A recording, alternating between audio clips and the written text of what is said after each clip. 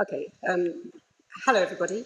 Welcome to the first of what we hope to be many platforms here at Hull Truck Theatre, connected to Main House Productions. My name is Sarah Jane Dickenson. I'm Associate Dean of the Arts, Faculty of Arts and Social Sciences of the University of Hull. I'm also a lecturer in the drama department. On my right, I have Tessa Walker from Birmingham Rep, who's an associate artist at Birmingham Rep, with an amazing track record in a very short space of time there. Next to her is Babych, who's the artistic director of Hull Truck Theatre and directed the Taste of Honey in the theatre today. And at the end there, we have Whittington, who is one of our most successful playwrights in the country at the moment. And the premise of this talk, it has the title Shelagh Delaney, Where Are You Now? But I think I'll just put it in context for you. It's about where women's voices are in theatre today. I'll just give you some statistics. And this is about the percentage of female playwrights who've having work put on. And these statistics are for 2011-2012. Before I go into those, actually, can I just tell you this is being recorded. So please don't swear. The idea is we use it as a teaching aid as well, so it will go on Hull Truck's website and the university's website and maybe Birmingham's website as well. Yes. So just to connect up across the country about the thinking of theatre makers, behind the productions we see. But if I just give you some statistics, at the National, between that period, 18% of the plays on stage were by women. And this is not just the main house one, it's the small stages as well. At the RSC, it was 29%. Royal Court was 50%. Chichester was 0. Young Vic, 0. Northern Stage, 33%. Royal Exchange, 50%. Liverpool, 40%. Leicester Theatre, 25%. Birmingham, 67%. Hooray. So, it was nothing. So in total, 35% of the plays on the stages were by women. As 65% of the people who buy tickets for theatre are women, this seems a bit of a kind of contradiction in terms. But really what we like to look at now is as theatre makers, as the people sitting here are theatre makers, is what are we going to do about it? How are we going to change that? How are we going to shift that? So I'd like to start off by asking Mark to look at, where do you see your responsibility in all this? Well, I think the choice of doing something like a Taste of Honey is part of the answer to that, and actually was certainly part of the thinking behind what would I do as my first production, and how would that choice say something about the future artistic direction of travel that maybe the company could go on. Whereas the company has had a huge success with strong regional voices in its history, I felt that although there have been elements of the programme which championed women's voices, Amanda being one of them, I thought that the company could probably do more. And really we had an opportunity, I suppose, by my arrival really to sort of make that a bit more present, a bit more in the forefront of the thinking. And so I went back to a play which I personally found hugely inspirational, and I know that it was an inspiration to many artists, including Amanda. I think it might be one of your favourite plays. You told me once.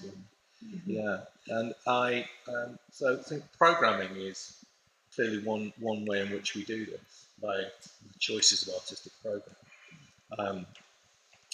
I think there are other things that are less visible that we will be doing over the next few years, which will in some ways help to unearth new voices, and in some ways help to unearth maybe the quieter voices that are in our communities that don't often get heard and don't often grow So at the moment, our associate director Nick Lane, who's over there, is doing a really nice project with some teen parents. That is a direct conversation, really, between the constituency in our city who may not come to the theatre that often, or may not even be interested in the theatre that much, but who have their story has a kind of direct relationship to the work that's currently on our stage. So Shelagh Delaney wrote this play in 1958, and it was an extraordinary play in many ways, in that it dealt with a lot of social taboos, and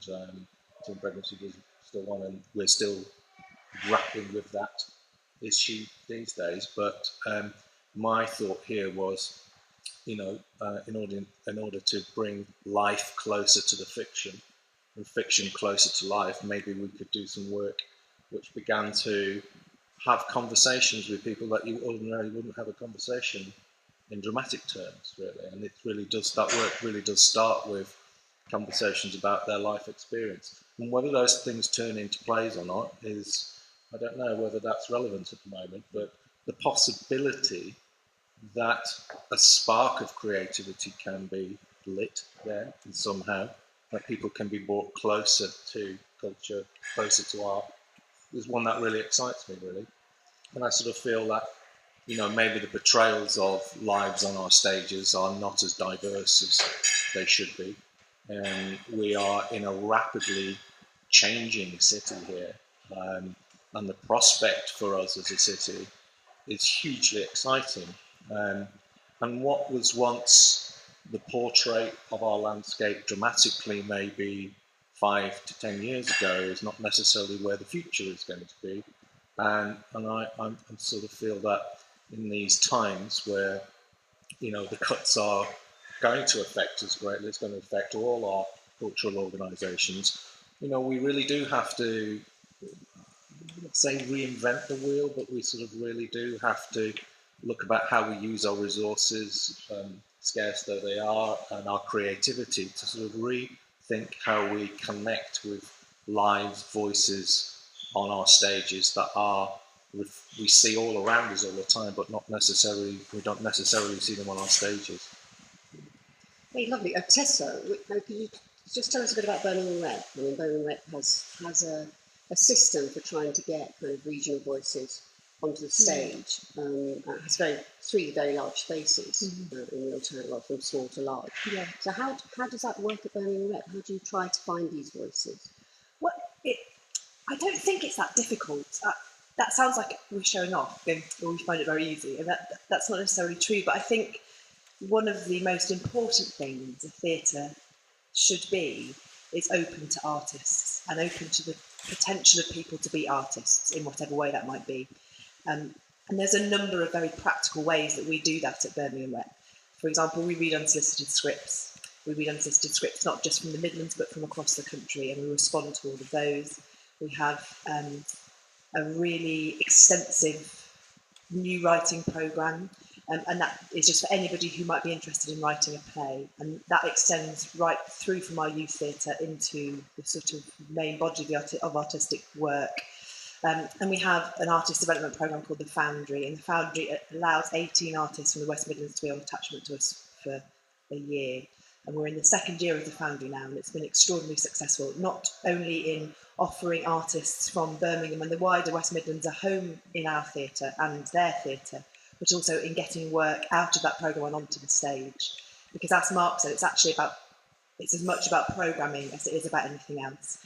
We're very lucky because we have a huge new theatre. We were at 100 last year, and we reopened our theatre with some major changes, including the addition of a mid-scale 400-seater space. So we have 3 theatres across which we can produce work.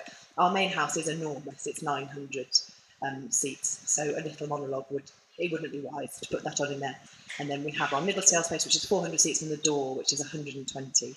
So we have a number of spaces in which that work can exist, and we have a real full and continuous commitment to getting work, new work, not just from writers, but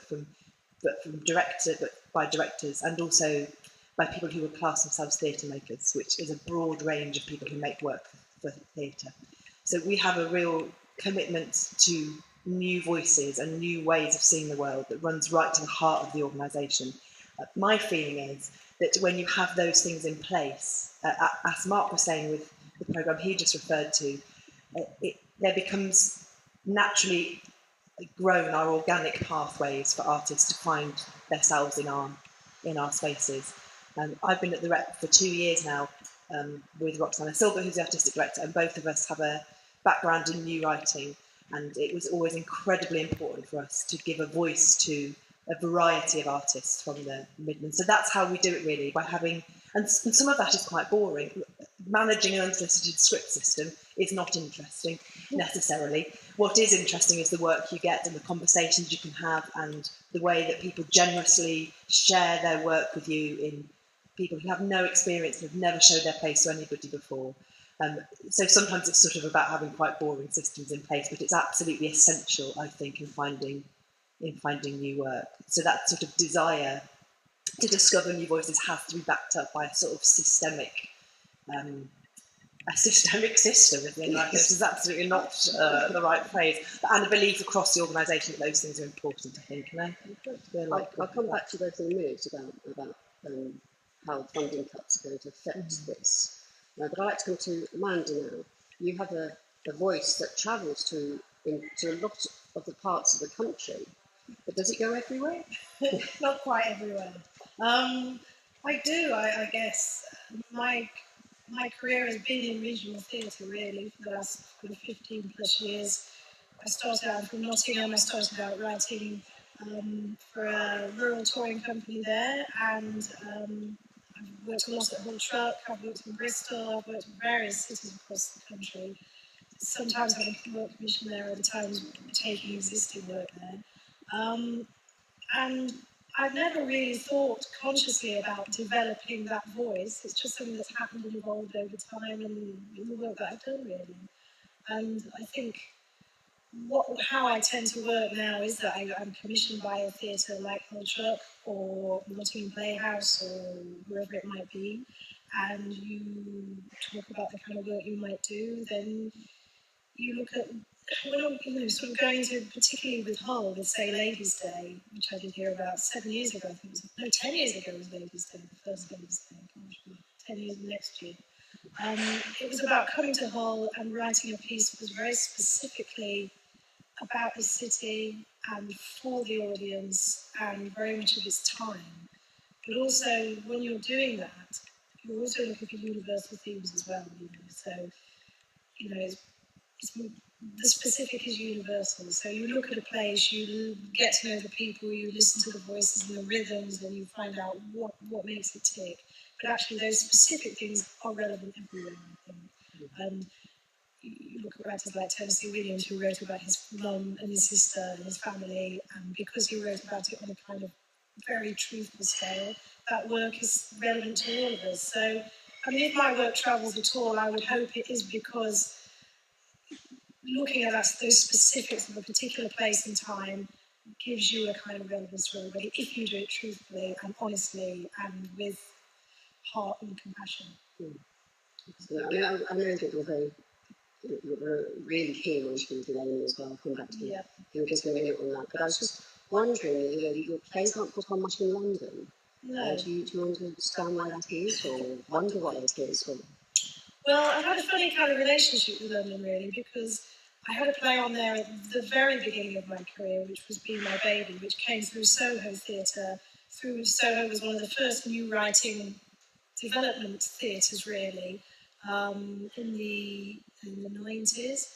And the play, I sent a play out to them, an unsolicited script, and they saw some potential in it, so I was invited onto workshop programmes. Then I was asked to write a 15-minute piece, and that 15-minute piece became Be My Baby. And so that kind of was very useful, because that kind of got me taken seriously and kind of got me national reviews and kind of launched my career.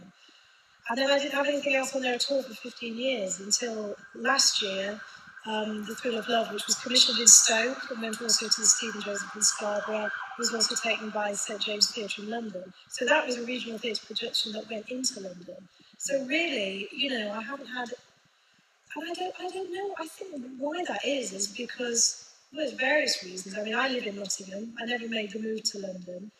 I never felt that that was what I wanted to do. I felt as a writer, I wanted to sort of stay rooted where I was, and actually the idea of sort of packing up and going down there and starting again just kind of didn't seem right to kind of displace myself in that way. So it was partly a personal decision. And also I think I have got more of a northern voice, that did come out very naturally. And I just got work here, it sort of happened and it just sort of evolved quite naturally, really. So after Be My Baby was on, and then that did go on tour, and then I started talking to theatres in all over the place, actually. And so it wasn't a kind of... So actually, I think with the London theatre and the rest of the country, and I hate the term regional theatre, really, because it's British theatre, regional theatre sounds like it's some kind of second-rate, like when they say female playwright. We've got this for female playwright. Right, thank you. So it's British theatre, isn't it? But London is a very particular theatre world, and it's just hasn't happened for me there. But actually, I think I've been more produced and have had a longer and stronger career than many people kind of popping up and having, very quick success there and then sort of burning out. So that is quite important for playwrights, isn't it? Is how do you sustain your career? How do you have that longevity? Yes. How do you do your third play and your fourth play rather than your first or second? That's the challenge, really. I mean, obviously, it takes something to have any kind of success and recognition for your work, but to actually sustain it and to find play after play after play, which you have to do as a working writer. You have to be always working on kind of 4 or 5 things at once. And over a sort of 15, 20-year period, that's quite challenging. So, do you think your voice has developed over that period at all, or do you think you're...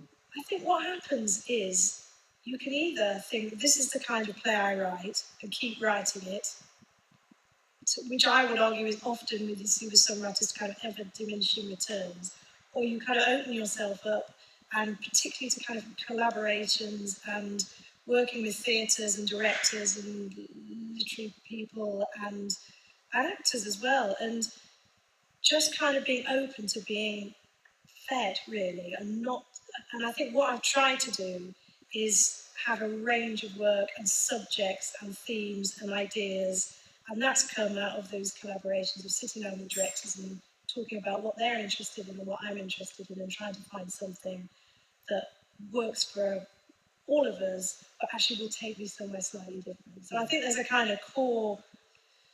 I have a voice, and there's a kind of core kind of truth to what I do that is across all the plays. But in the last 12 months, I've had a play about Ruth Ellis, the last woman to be hanged in Britain, a play set in a Bristol nightclub in the 40s and the 70s, Judy Garland playing Nottingham Playhouse, wrote about Dame Laurie Knight, the artist, on Radio 4, and so that is quite a sort of broad palette of stuff, really, and that's been very deliberate in just trying to not necessarily change my voice or develop my voice, but just to develop the range of work that I can get involved in, and just keep it interesting as well for me and everybody else.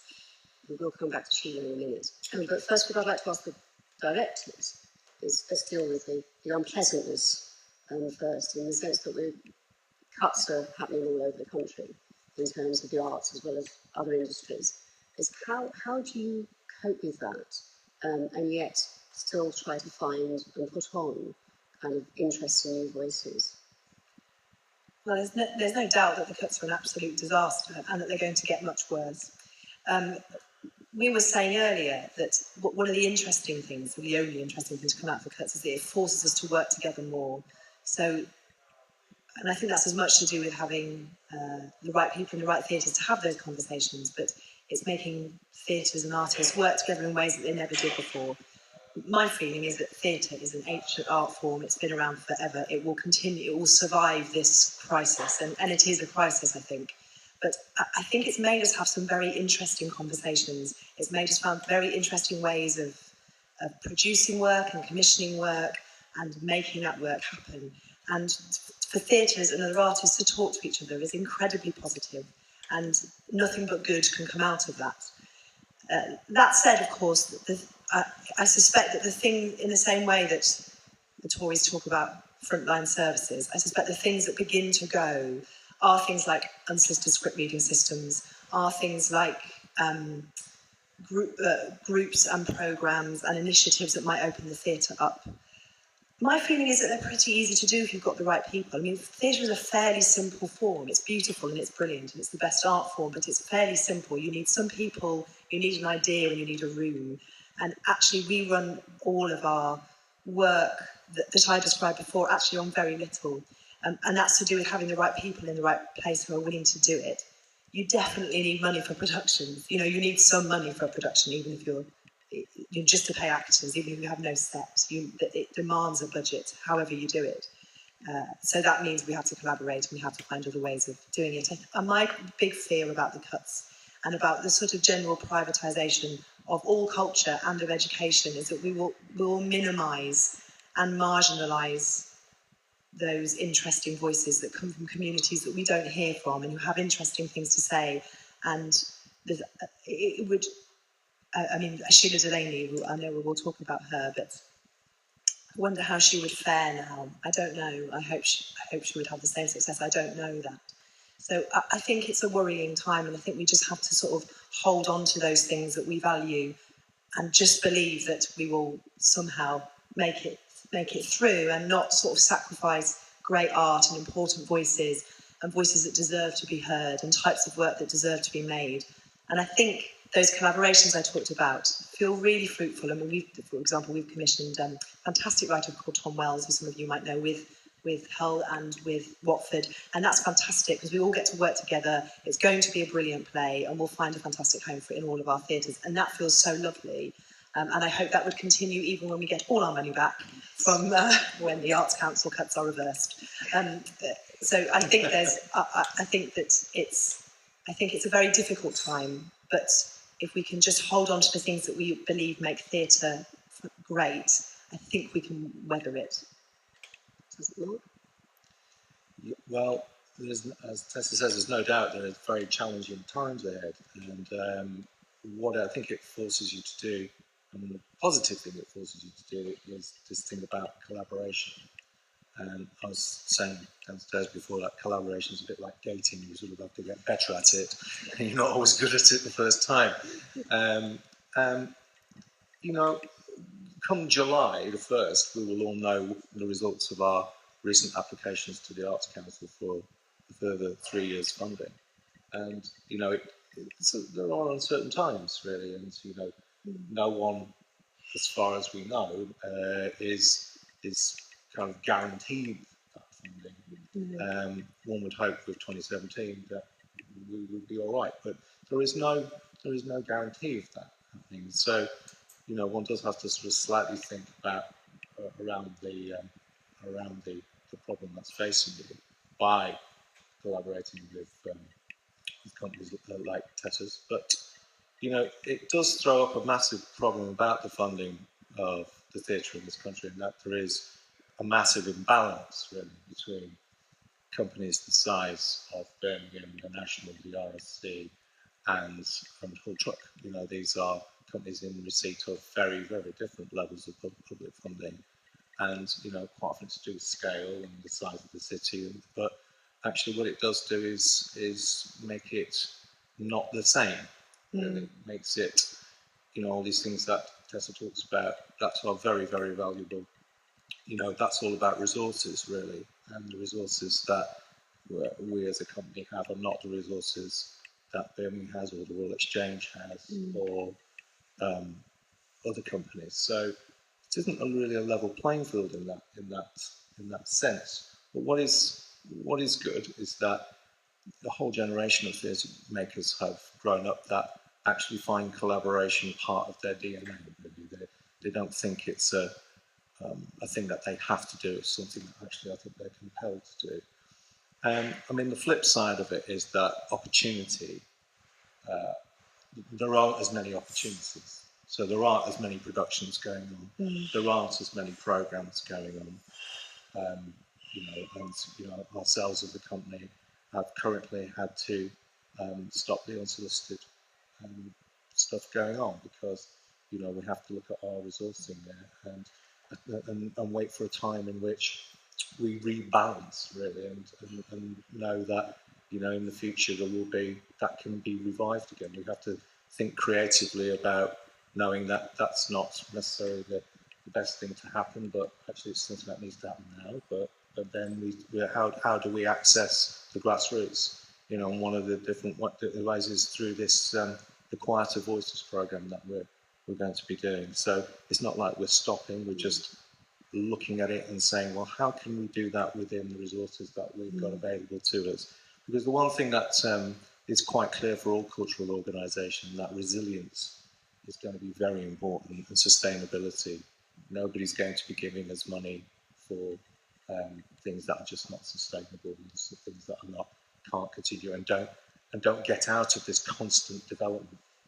We were talking before, weren't we, about how you grow something from its grassroots, but actually enable the production to happen. And productions cost money, don't they? And, again, at the end, there has to be a relationship between the thing that you're developing and the possibility for it to get on in some way, whatever level that is. But I think all of us are very interested in quality as well, and making sure that if it isn't about quantity, but it can be about quality.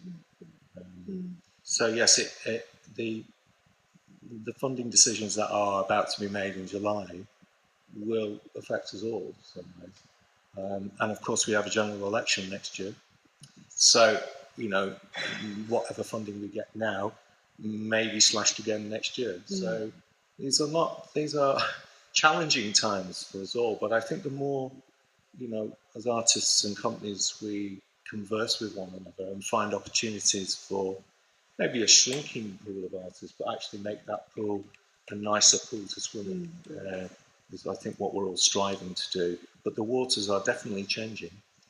You talk about having conversations with writers, less than the kind of unsolicited script coming through to you.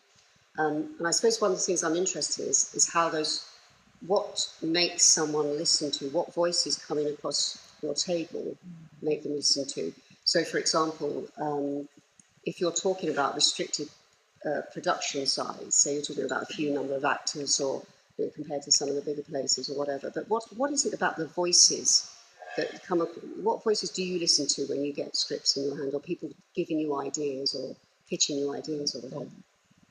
I mean, probably different for both of us, but similar in one way, which I think authenticity is the thing, really. And I think something that surprises you a little bit, and that's not quite often. I'll get a script over the desk that is something that a writer might think it's the play that you want to put on, and actually what I'm really interested in is the genuineness of this voice, the surprising nature of this voice, this very authentic. It could be nobody else but this person, and this person is allowing you a glimpse into their view of the world, and the world through their lens can be. You want to be surprised. You want to see the world slightly differently in a way, and that can take many shapes or forms, really.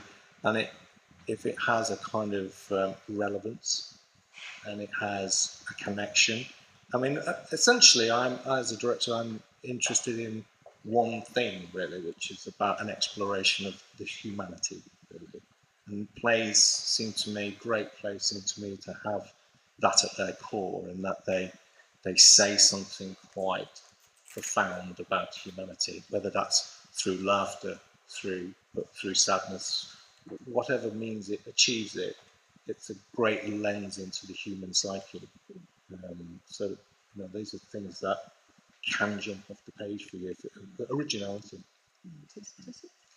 Exactly the same, really. I mean, and it's all of those things that Mark said are the thing that you want to find, and that can come in so many different forms as well. And often you just get sort of my favourite sort of play that you might get through the unsisted is something that's a big mess but incredibly exciting, And those are sort of the ones that you find actually in my limited experience of that. Certainly that's been my experience. And I think it is just that, a unique view into a world, and a unique relationship with the world.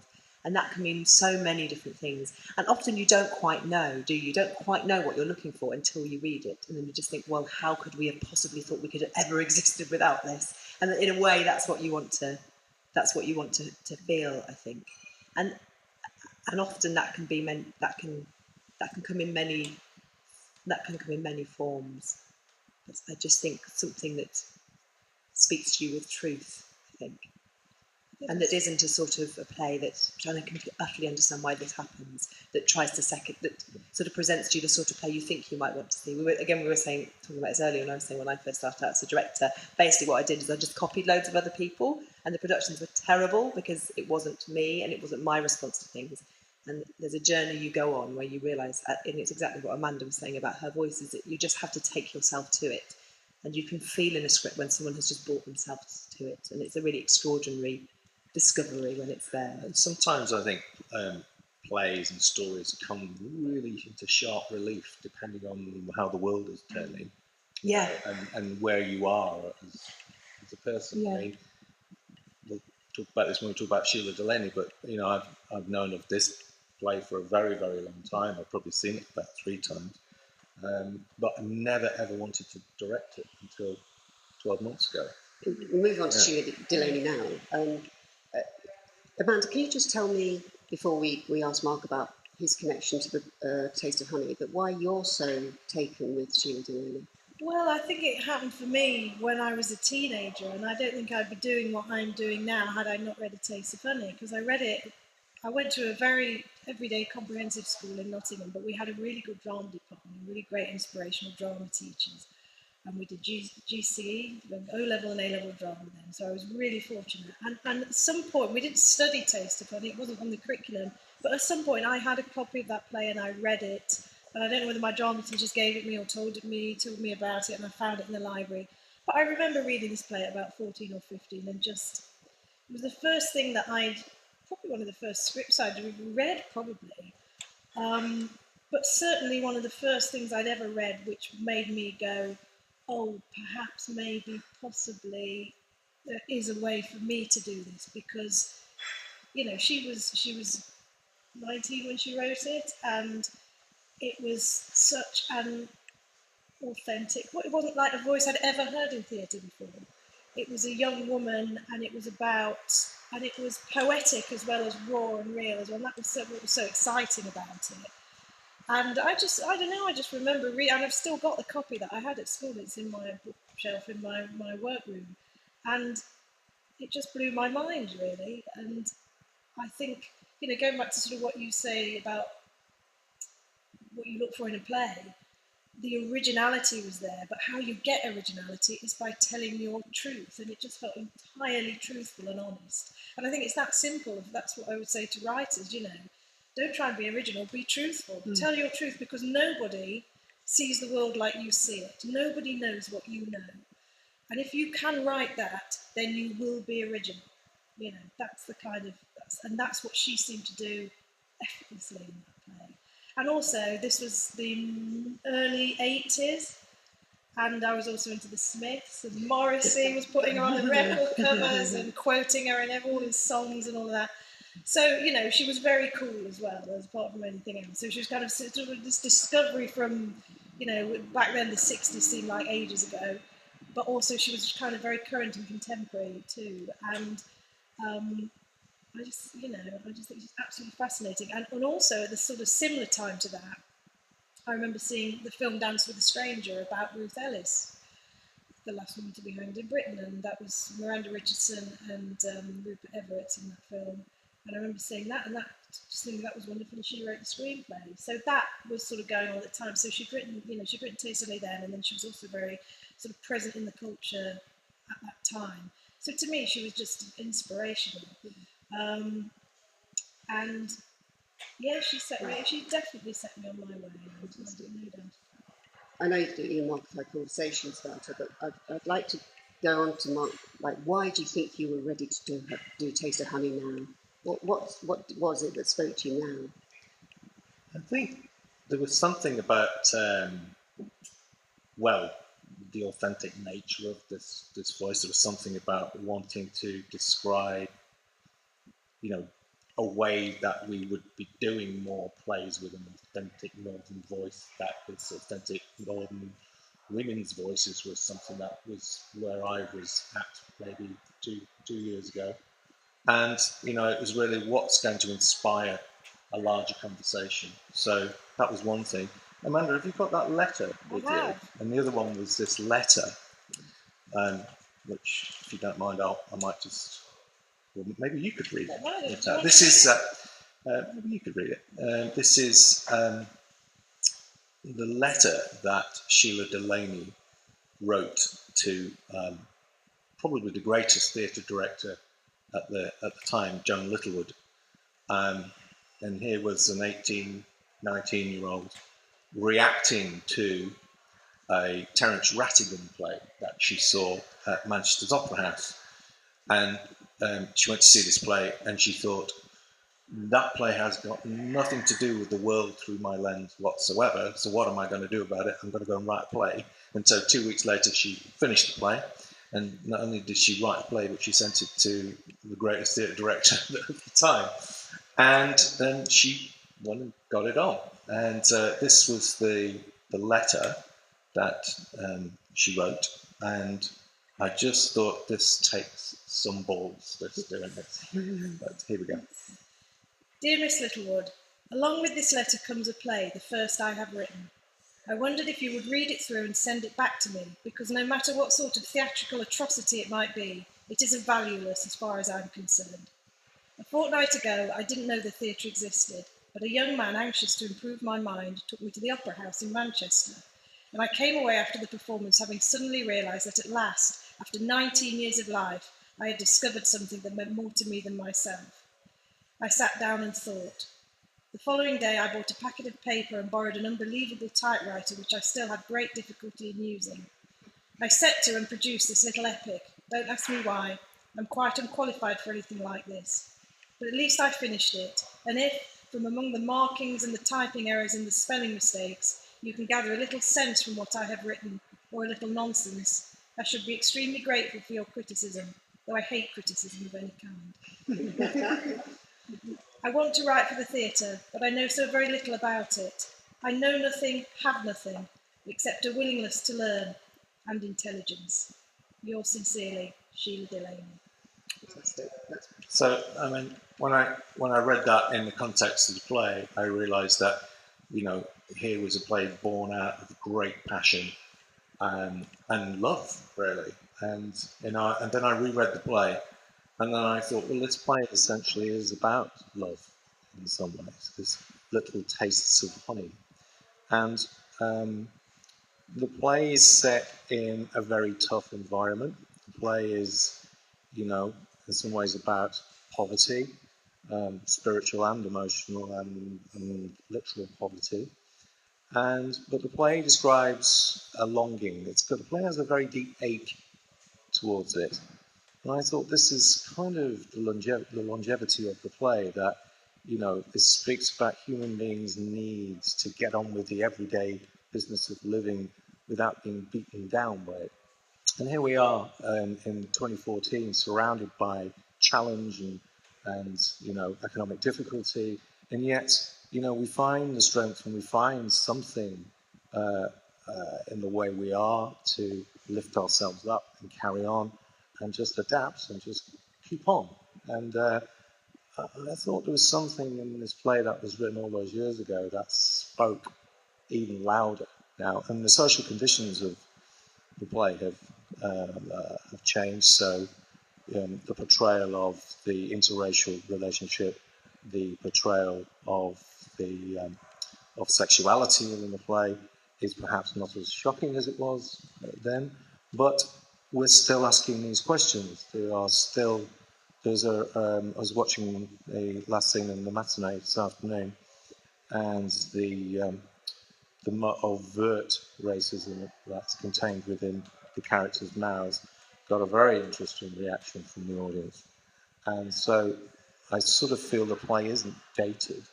it is of its time, but actually it has the ability to still push and provoke and ask questions about how far we have grown as human beings.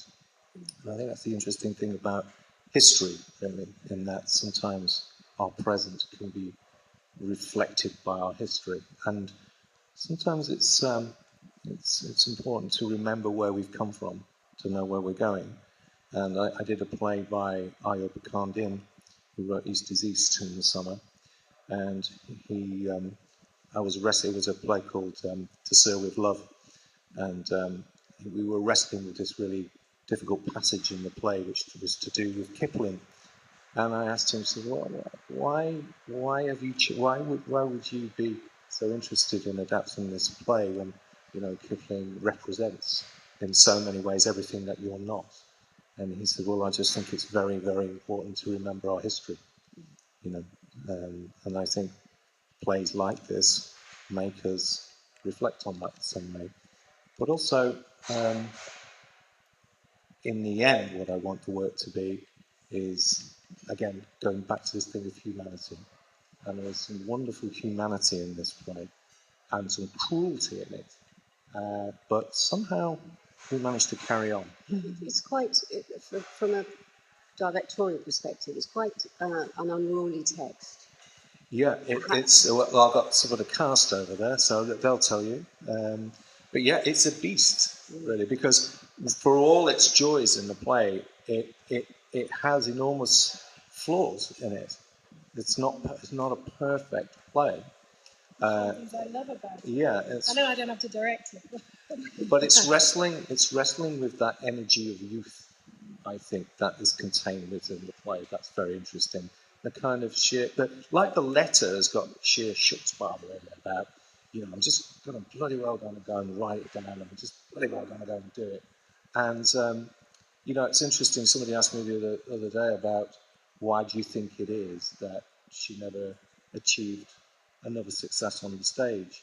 And maybe it goes back to this thing Amanda was saying about write your truth. And her truth at the time was, I'm writing about the world as I saw it, and it's got this energy of youth that's within it. And maybe as she got older, she just didn't have that compulsion anymore to write in the way that she wrote this down. She also had a lot of help with this. So can you see the hand of Joan Littlewood? You can definitely see the hand of Joan Littlewood in it, and you can see the hand of Avis Bunich, who's the original Helen in the play, who was highly skilled at contact and engagement and direct address with the audience. And actually the challenge with the production and wrestling this play to the ground is recognising its beautiful theatricality and its huge poetic landscapes, but not being slavish to how the original production tackled those challenges within the text, really. So our version is very much our version. But the play kind of invites you to have your own taste of honey with it, really, and discover what those little tastes of joy can be. But she went on to write for television by script. Do you think that could have ironed out all those hints that make Taste of Honey so interesting as a text? I think if they were working with a dramaturg, you know, the dramaturg would pick certain things up. But I was reading something about it was Jeanette Winterson wrote something in 2010 saying that she was the first working class woman playwright. She had all the talent and we let her go. And I think that was really interesting, really, that there was this one shot at it and then we expected her to do it again, but not necessarily supported her to do it. And I think that huge overnight success of having your first play going to the West End and then being made into a film and having all that attention and all that focus on you, while you're still very kind of raw and informed and growing as a writer, very hard to survive that. Very, very hard. And, you know, there weren't the structures in place now for writers. There wasn't then, but there are now. So, you know, it was a difficult path she was on from there on in. But the big question is what did happen to her, and why did it not? Was it because of agenda? Was it because of other things? Who knows?